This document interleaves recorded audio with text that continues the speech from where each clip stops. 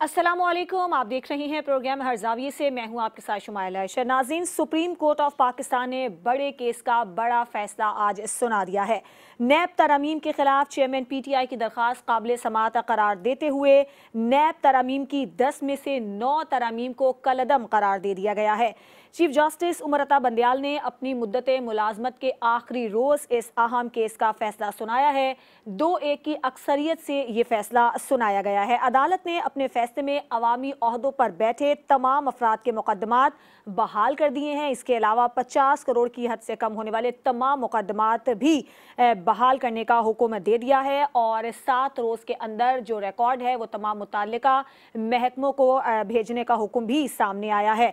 आपको बताएं कि PDM हुकूमत ने जो है वो नैब में ये तरामीम की थी और इस केस पर 53 समातें हुई।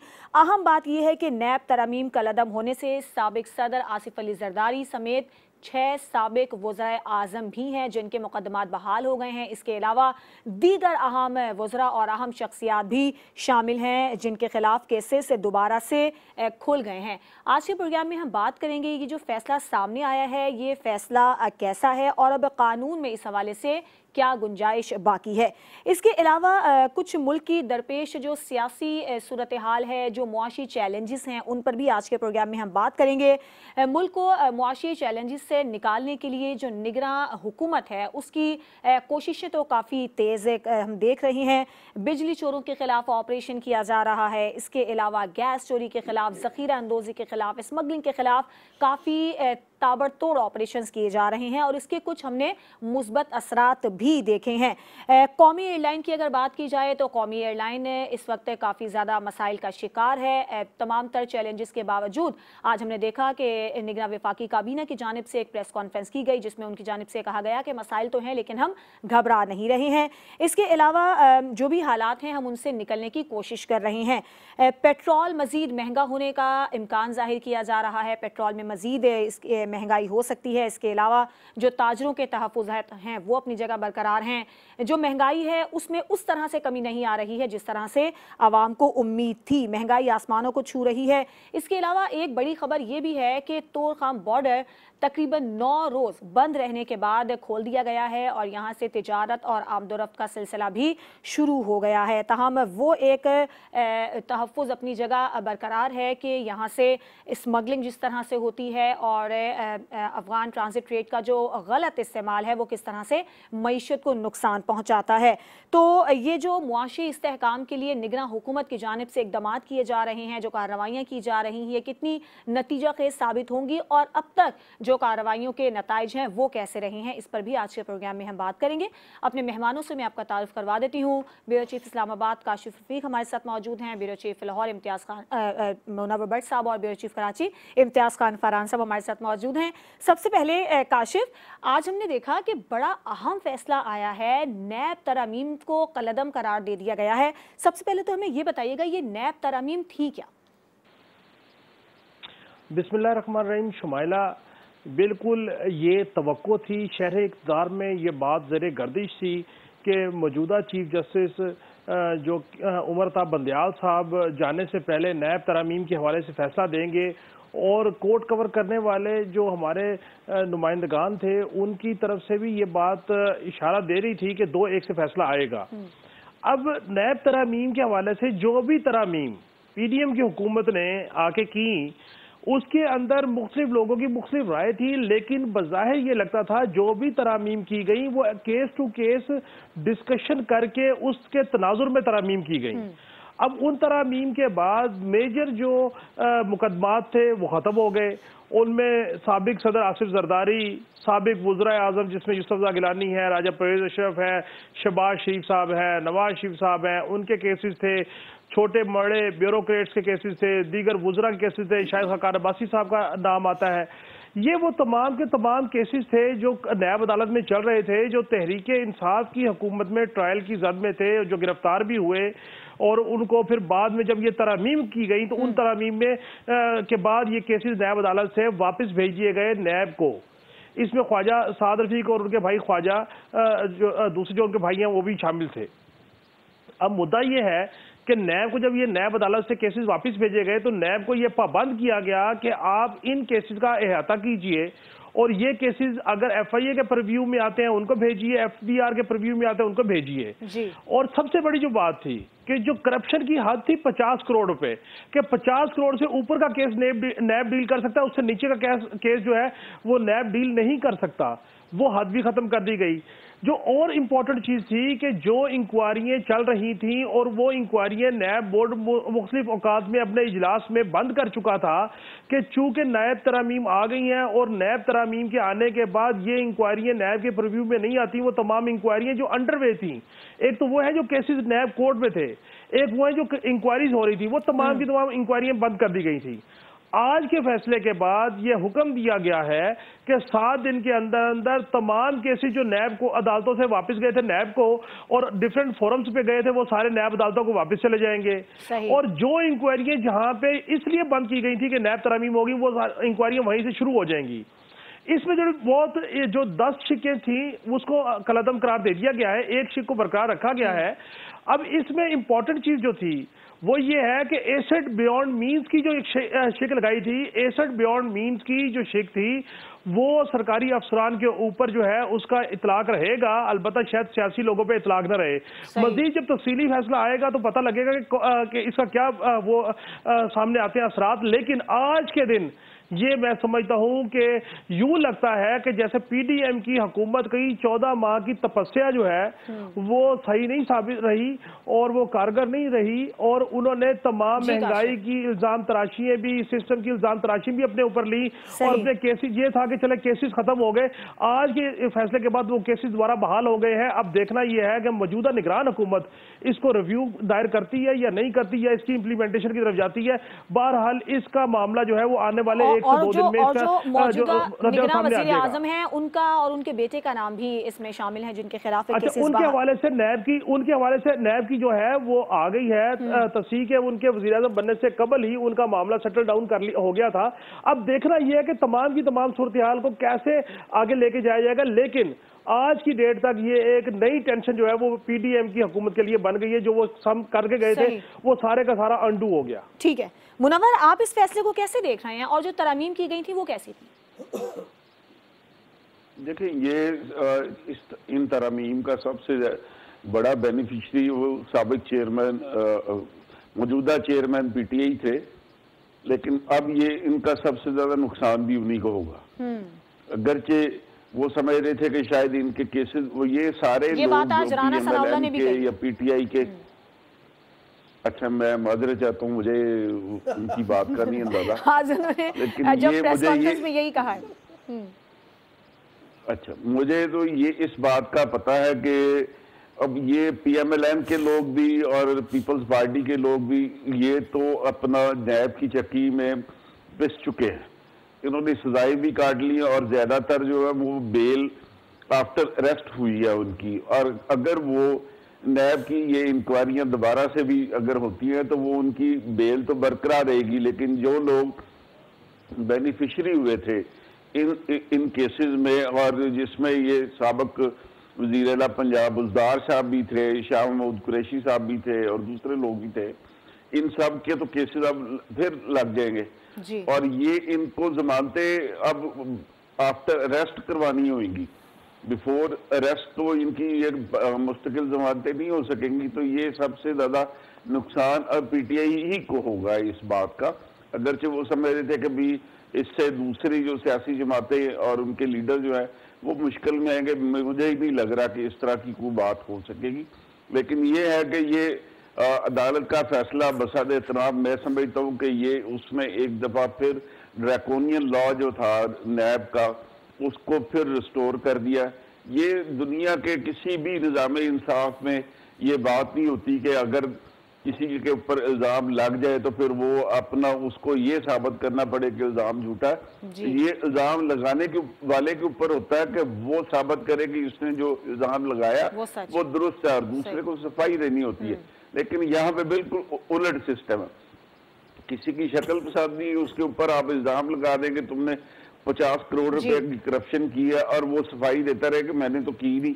ठीक है। तो वो कह देंगे नहीं मैं आपके जवाब से मुतमईन नहीं हूँ तो इसलिए आप गिल्टी हैं और नैब की कोर्ट आप जेल में चले जाएं। तो ये वाला मामला था। मैं समझता हूँ कि ये अब नहीं तो कल ये एक दफा फिर ये कोर्ट में ही जाएगा और कोर्ट इसको डिसाइड करेगी और लार्जर बेंच इसके ऊपर अपील जाएगी और मुझे लगता है कि वहां से ये फैसला रिवर्स भी हो सकता है। और दूसरा, जब ये आने वाली हुकूमत की है वो भी अब ये नैब के इदारे के ऊपर बिल्कुल संजीदगी से गौर करेगी कि इसको रखना ये खत्म करना। और नैब के इदारे के हवाले से अब से कुछ देर पहले बिलावल भुट्टो का एक बयान भी सामने आया है कि नैब जो है वो एक आमिर का बनाया हुआ इदारा है, इससे बंद हो जाना चाहिए और यही फैसला मुतवक्के था जो कि आज सामने आया। बिस्मिल्लाहिर्रहमानिर्रहीम। शुमाइला, देखें बात बिल्कुल सही है। ये एक डिक्टेटर परवेज़ मुशर्रफ के ऑर्डिनेंस के ज़रिए नाफिज किया गया था। इसकी कोई लेजिस्लेशन नहीं हुई, बाद में इसकी अप्रूवल ली गई थी पार्लियामेंट से। पार्लियामेंट भी वो थी जो परवेज़ मुशर्रफ की रजामंदी से और जिस तरह से आई थी, और वो भी एक वोट के ऊपर थी जो पहले जमाली साहब की थी, उसके बाद उसमें तब्दीली हुई। तो ये भी एक ऑर्डिनेंस, डिक्टेटर का ऑर्डिनेंस है, नैब ऑर्डिनेंस के नाम के साथ ये मशहूर है। अगर हम ये कहें कि ये तरामीम जो पार्लियामेंट ने की थी पीडीएम के दौर में वो बदनीयती पर मबनी थी, तो इंतहाई एहतराम के साथ मैं कहूँगा आज का फ़ैसला नेक नियति पर मबनी नहीं है। ये जाते जाते 5 सितंबर को ऐलान कर देते आप, उससे पहले कर देते। मैं आगाज़ अपनी गुफ्तगू का एक कर चुका हूँ, मज़ीद ये करूँगा मोहतरम जस्टिस मंसूर अली शाह साहब से, जो इस बेंच का हिस्सा थे, जिन्होंने इख्तिलाफी नोट लिखा है। उन्होंने इसकी समाअत के दौरान ये बातें की।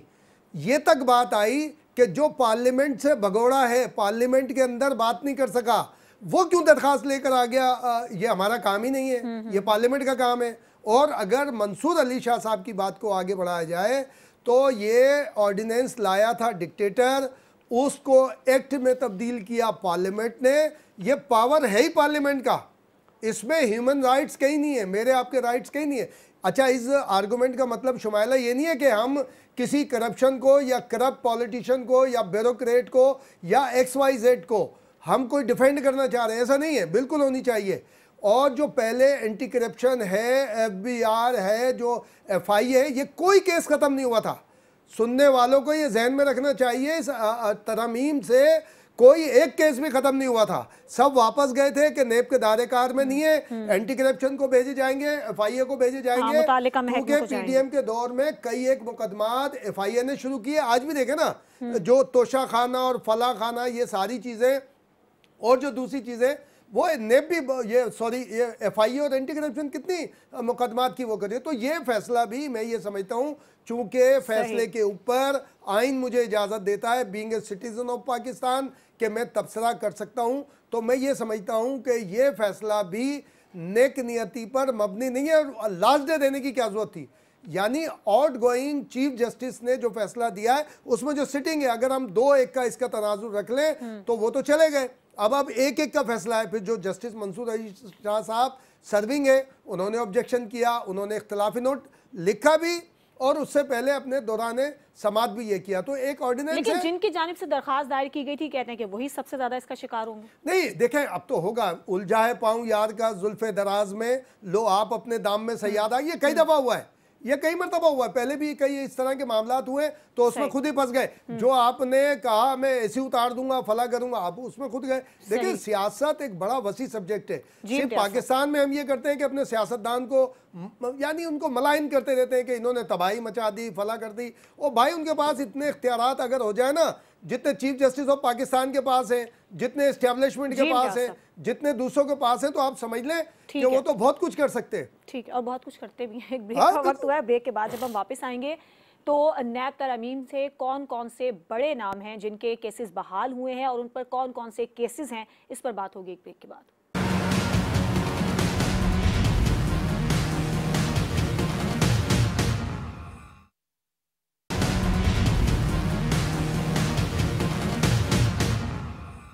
Welcome back. अब हम बात करेंगे नैब तरमीम जो कलअदम करार दी गई हैं, उसमें बड़े बड़े नाम शामिल हैं और बड़े बड़े केसेस हैं जो कि अब नैब के दायरे इख्तियार में आ गए हैं। मुनव्वर साहब बताइएगा, एक साबिक सदर, 6 वज़राए आज़म, दीगर अहम शख्सियात भी शामिल हैं, कौन कौन से केसेस हैं जो कि उन पर दोबारा बहाल हो गए हैं?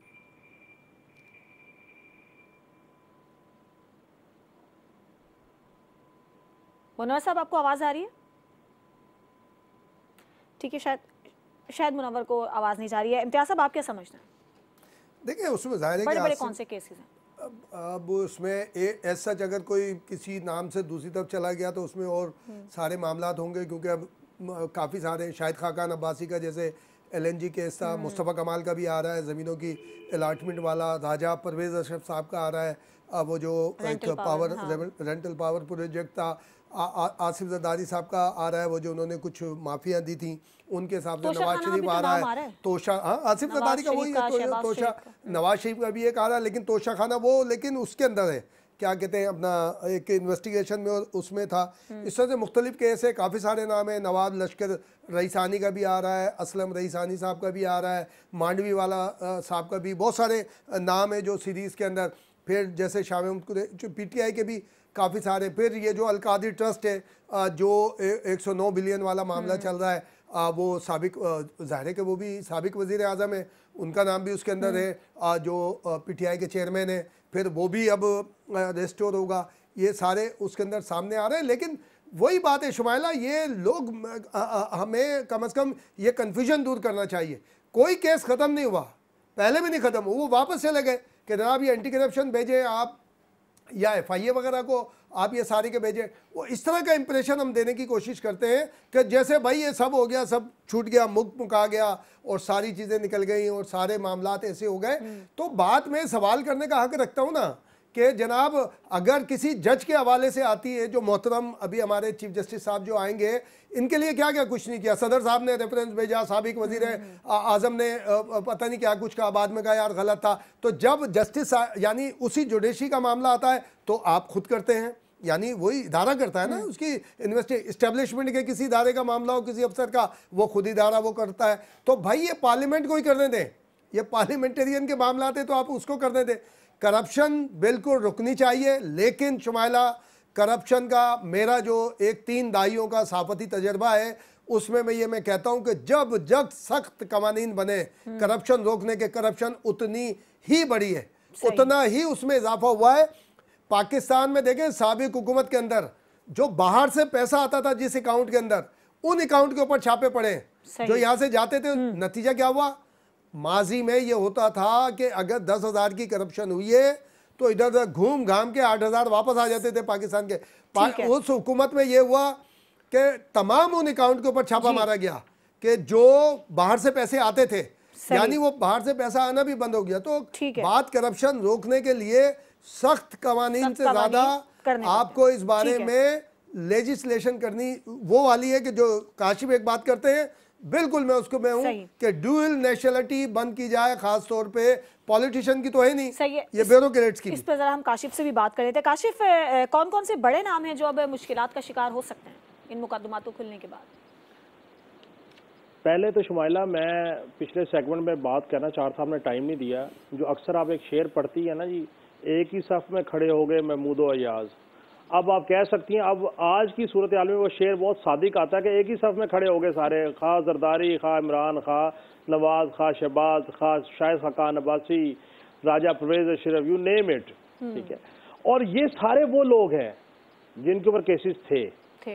मैं ये नहीं कह रहा कि केसेस दुरुस्त थे, मैं ये नहीं कह रहा था केसेस गलत थे।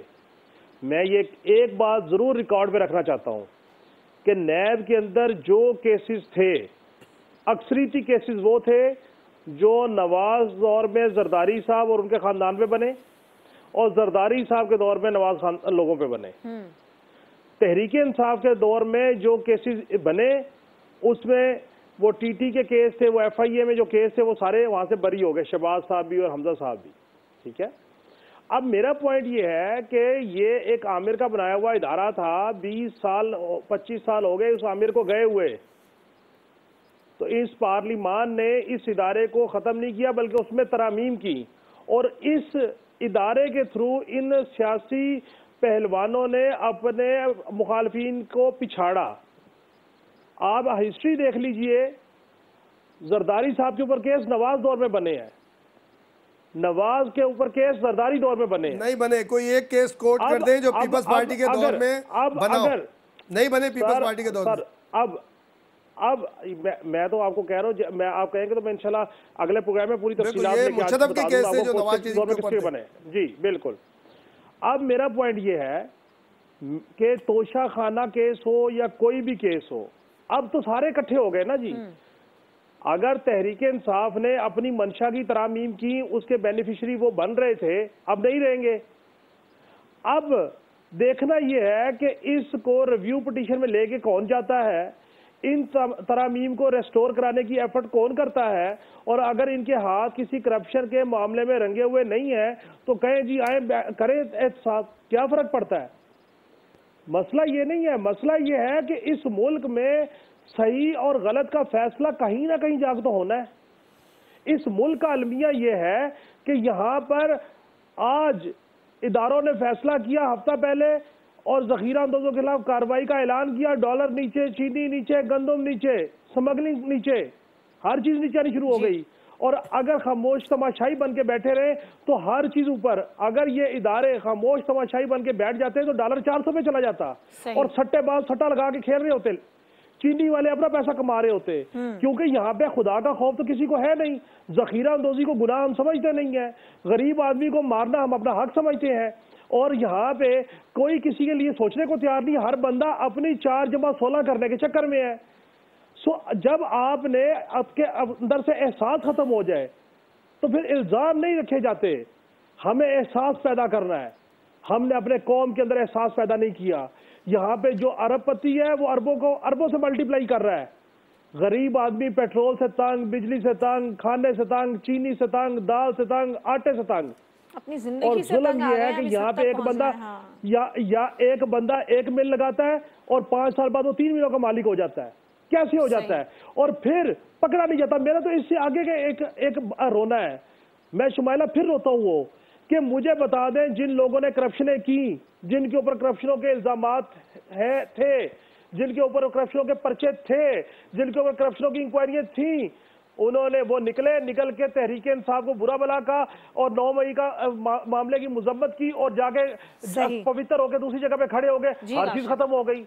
ठीक है भाई, इसका मतलब यह है कि आप आए, अरबों रुपए कमाए, अपनी वफादारी तब्दील करें और हर चीज माफ। इस मुल्क में एहतसाब कीजिए, खुदा का वास्ता इस मुल्क में एहतसाब कीजिए, लोगों को सजाएं दिलवाएं जिन्होंने करप्शनें की हैं। जब तक नहीं होगी ये माशरा ठीक नहीं होगा। और अगर हम नहीं करते, मैं आखिर में बता दूं, इसका जिम्मेदार अदलिया भी है, इसके जिम्मेदार मीडिया भी है, इसका जिम्मेदार इदारे भी है, इसका जिम्मेदार इन्वेस्टिगेशन वाले भी हैं। अगर हम हक बात नहीं कहते और हक पे रहते हुए लोगों को सजाएं नहीं दिलवाते। ठीक है। अच्छा मुनव्वर, ये जो केसेस अब दोबारा बहाल हुए हैं, आपको लगता है कि ये मंतकी अंजाम तक पहुंचेंगे, कतई नज़र इससे कि ये सियासी केसेस हैं या हकीकत से इनका कोई ताल्लुक है? देखिए, इनमें से बेशतर लोगों के तो केसेस ऑलरेडी ही वो फैसले के करीब पहुंचे हुए थे और प्रोसिक्यूशन जो है वो अपने जो इल्जामात है वो साबित नहीं कर पाई थी। यही वजह कि शाहिद खकान अब्बासी साहब और दूसरे जो बड़े नाम थे उनके हवाले से तो ये कहा गया था कि अब ये बरी होने जा रही है। इसहाक डार साहब का जिस तरह का मामला था या दूसरा इनका था मामला, तो ये इसमें तो ये बरियत की तरफ जा रहे थे।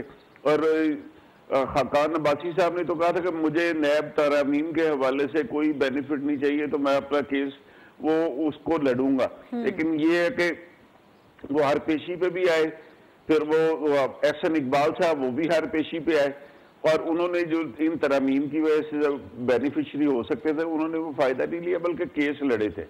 तो ये वाला मामला है। मैं नहीं समझता कि जिस तरह की मेरे भाई ने ये बात की, महमूदो याद एक हो गए मेरे भाई, सबसे ज्यादा करप्शन जो है जिन महकमों में हुई है उसमें उनको तो आपने निकाल दिया। सिर्फ सियासतदान को मुलायन करना ही मकसूद रह गया था इस मामले में। पहले नैब के दायरा कार में सारे ही इदारे थे सिवाय अस्करी इदारे को छोड़ के।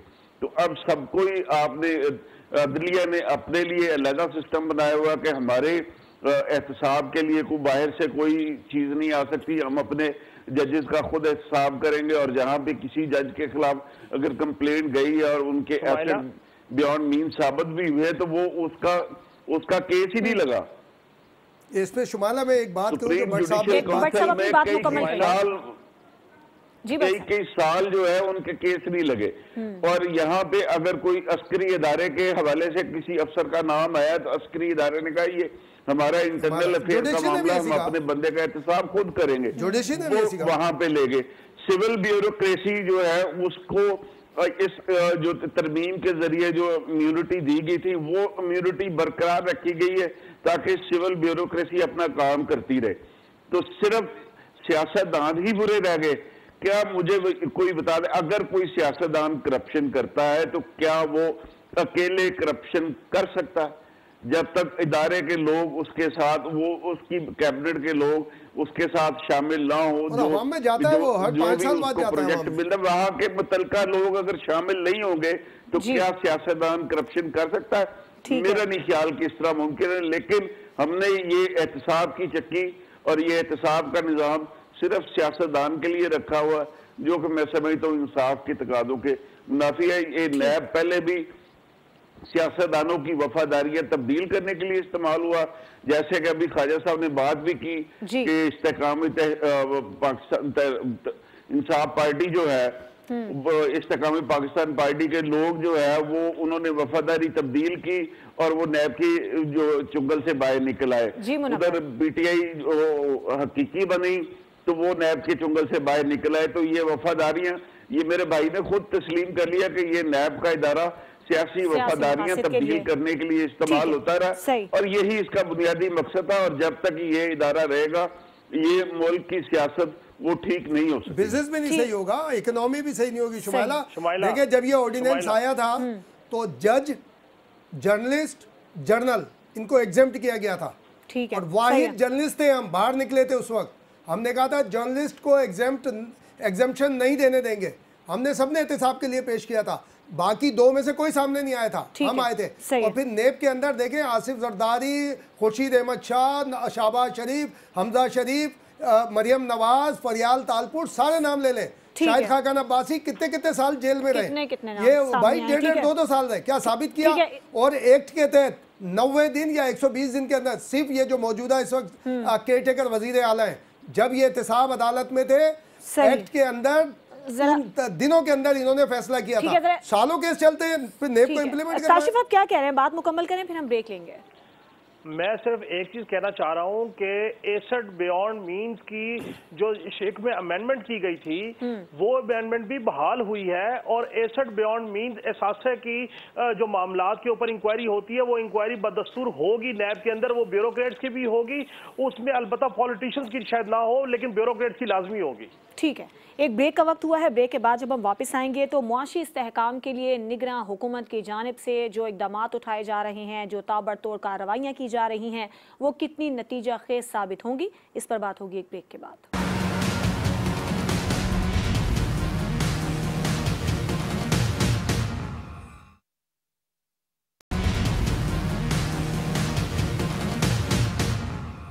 Welcome back. हम बात करेंगे निगरां वफाकी हुकूमत की जानिब से मुआशी इस्तेहकाम के लिए जिस तरह के इक़दाम किए जा रहे हैं, माफियाज के खिलाफ जो कार्रवाइयाँ की जा रही हैं, वो कितनी नतीजा खेज साबित होंगी और क्या महंगाई में इससे कुछ कमी आएगी? मुनव्वर साहब क्या समझते हैं आप? देखिए, ये जब भी इस तरह के इक़दाम होते हैं उसका रिजल्ट ज़रूर आता है। ये आपके सामने ही हमने ये बात की थी कि ये जो डॉलर की स्मगलिंग हो रही है और दूसरी ट्रेड के हवाले से जो प्रॉब्लम आ रही है, तो ये इसके ऊपर अभी चमन बॉर्डर बंद किया हुआ, तो वो ये जैसे ही बॉर्डर जो है वो वहाँ पे अफगानिस्तान की हुकूमत के साथ सेटलमेंट का मामला होगा तो फिर ये चीज़ें कंट्रोल में आ जाएंगी। तो आप देखें, अफगान हुकूमत ने कल ही ये ऐलान कर दिया था कि हम पाकिस्तान के साथ जो है हर तरह ताउन करने के लिए तैयार हैं। तो आज वो बॉर्डर जो है वो खोल भी दिया गया ताकि ये अफगान ट्रांजिट जो है उसको जारी किया जा सके। तो अब ये हुंडी हवाले के मामले में, डॉलर की स्मगलिंग के हवाले से और जो चीज़ें की हैं, तो अभी ये एक ऑपरेशन जो है वो ज्वेलर्स के खिलाफ भी हो रहा है। ये सोने की कीमतें मुकर्रर करने के हवाले से जो हुंडी और सट्टाबाजी चल रही थी उसको रोकने के लिए भी एक इकदाम उठाया गया। तो उसके नतीजे में आप देखेंगे सोने की कीमत भी, उसमें भी इस्तेहकाम आ गया, थोड़ा ठहराव। अब जैसे ही ये चीनी वालों के हवाले से जब ये ऑपरेशन हुआ तो चीनी की कीमत ना सिर्फ स्टेबल हो गई बल्कि बाद में फिर कम भी होगी।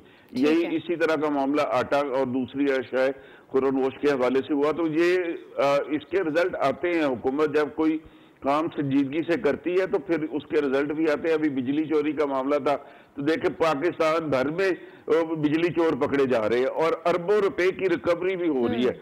तो यही मामला था। अगर हुकूमत जो है वो संजीदगी से इकदाम करे तो फिर अवाम को रिलीफ बिल्कुल मिल सकता है और दिया भी जाना चाहिए। ठीक है इम्तियाज साहब, बड़ी मछलियों पे हाथ डालकर ही अवाम को रिलीफ मिल सकता है या सिर्फ जो अवाम के खिलाफ कार्रवाइयाँ हो रही हैं उससे कोई फायदा होगा?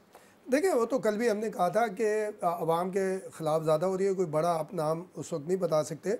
और लेकिन ये कार्रवाइयाँ बिल्कुल जैसे भट्ट साहब फरमा रहे थे, कार्रवाइयों से अल्टीमेटली रिज़ल्ट निकलता है अगर आप निकलवाना चाहें तो। लेकिन कंटिन्यू प्रोसेस जो है इस तरह की कार्रवाइयों का फ्रूटफुल नहीं होता।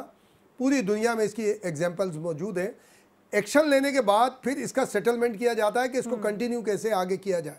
देखिए पॉइंट आउट हो गए जो 2 नंबर का काम करते हैं, जो 2 नंबर की हवाला ये सट्टेबाजी करते हैं, वो सारे पॉइंट आउट हुए। लेकिन उनसे हट के बाकी जो है उनसे गुफ्तगू का आगाज़ अब होना चाहिए, चाहे वो किसी भी सेक्टर के हों, चाहे वो अशिया खुर्दनोश, आटा, शुगर और दूसरी चीज़ें उनके सेक्टर के हों या गोल्ड और डॉलर के सेक्टर के हों। गुफ्तगू आगे करेंगे। देखिए दुनिया के कई एक ममालिक हैं जो हमारे बहुत करीबी हैं, उनके सरबराहान का नाम लेना मुनासिब नहीं है। उनके खिलाफ भी माजी में करप्शन चार्जेस और पता नहीं क्या क्या बातें रही। लेकिन एक वक्त आया जब गुफ्तगू का आगाज हुआ तो वही आज देखें अपने सरबराह के तौर पर उन मुल्क के लिए फ्रूटफुल साबित है। और अगेन हर तरह की स्मगलिंग मुल्क के खिलाफ नहीं होती। कई एक स्मगलिंग ऐसी है जो डिफाइंड है, वो मुल्क के लिए बहुत ज़रूरी होती है।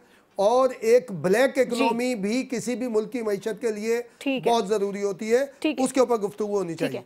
अच्छा काशिफ, देर पर नताइज कैसे हासिल किया जा सकते हैं जो कार्रवाइयाँ हम देख रहे हैं, जो एक्शंस लिए जा रहे हैं हुकूमत की जानिब से? पहले तो शुमाइला मैं 2 लाइनें पढ़ दूं आपके सामने। वक्त जरा कम है। उनसे लगाए बैठे, तवक्को उनसे लगाए बैठे हो जिनके बस में कुछ नहीं। तुम कितने सादा हो, बस खामोश रहो कि उनके बस में कुछ नहीं। ये मैं कह रहा हूँ निगरान हुकूमत के लिए। निगरान हुकूमत ने क्या पॉलिसी बनानी और क्या उन्होंने एग्जीक्यूट करनी, इनके बस में इतना नहीं है कि इलेक्शन कमीशन कह रहा है कि भाई सियासी जमातों से वाबस्ता लोगों को निगरान काबीना में शामिल ना करो। आप उठा के फवाद को भी ओत दिलवा रहे हैं, आप करने के बाद बोला है भाई, आप सबको कर रहे हैं करने के बाद। नंबर दो हलफ ना उठवाते, इलेक्शन कमीशन तो लिख दिया। हमें बिल्कुल रियलिटी से बात करनी चाहिए। ये जो डॉलर के खिलाफ क्रैकडाउन हुआ, चीनी के खिलाफ, जखीरा अंदोजी के खिलाफ, ये वो उस बात का शाखसाना है जो आर्मी चीफ साहब ने बिजनेसमैनों से मुलाकातें की लाहौर और कराची में, और उन्होंने कहा कि बिला तफरीक इसके ऊपर कार्रवाई होगी। और आज भी इदारे मुतहरिक है, FIA मुतहरिक है, ये काम कर रही है। मेरा सिर्फ एक ही मानना है, अगर तसलसल के साथ ये पॉलिसी ये काम करते रहे, तसलसल के साथ लोगों को पनिशमेंट होती रही और उनको सजा हुई और उनको कैफे किरदार तक पहुंचाया गया, तो कोई भी बंदा दोबारा इस तरह की हरकत नहीं करेगा। लेकिन अगर ये सिर्फ और टाइम बीइंग है, प्रेशर के तौर पे, और 2 हफ्ते बाद इस सारे मामले को खामोशी इख्तियार कर लेंगे, तो फिर ये बाउंस बैक करेगा, पहले से ज्यादा शद्दोबद से बाउंस बैक करेगा। सो अगर आपने इनके खिलाफ ऑपरेशन शुरू कर दिया, बिजली चोर, गैस चोर, जखीरा अंदोजों, डॉलर वालों के खिलाफ, सोने के खिलाफ, तो फिर आप इसको तसलसल से जारी रखिए। और अगर नहीं रखेंगे तो ये सारे का सारा नुकसान बिमाए सूद पूरा करेंगे। ये इतना बड़ा माफिया है कि आप इसके ऊपर दोबारा हाथ डालेंगे, वो कहेंगे इतना नुकसान हुआ तो पहले वो पूरा करेंगे, फिर प्रॉफिट करेंगे। क्योंकि हम लोग खुद तो मानने को तैयार नहीं, अखलाकियात तो मानने को तैयार नहीं। हम तो मानते हैं जोर जबरदस्ती, प्रेशर, दबाव, सजा। तो मैं ये समझता हूँ कि आप इस पॉलिसी को, इस प्रैक्टिस को 1 महीना जारी रखिए, आप देखिएगा हर चीज जो है बिल्कुल लेवल पे आ जाएगी। और देखो शुमाइला, चलते चलते ये जो बात है ना, ये असल में साजिशें ही आर्मी चीफ और हमारे मुल्क के मुख्तदरा हलकों के हवाले से हो रही हैं। उनको ये कंटिन्यू करना चाहिए, क्योंकि उनके खिलाफ हमें साजिशें नाकाम बनानी है। बिल्कुल। तो इन तमाम अनासिर के ऊपर काबू पाना पड़ेगा। बिल्कुल ठीक है, प्रोग्राम का वक्त खत्म हो गया। मैं आप तीनों का बहुत शुक्रिया अदा करना चाहूंगी। और बात बिल्कुल ठीक है कि मुल्क में जारी जो कार्रवाइयां हैं, अगर वो तसलसल से जारी रहीं तो इसके बेहतरीन नताइज सामने आएंगे, आवाम को रिलीफ मिलेगा। प्रोग्राम से इजाजत दीजिए, अल्लाह हाफिज।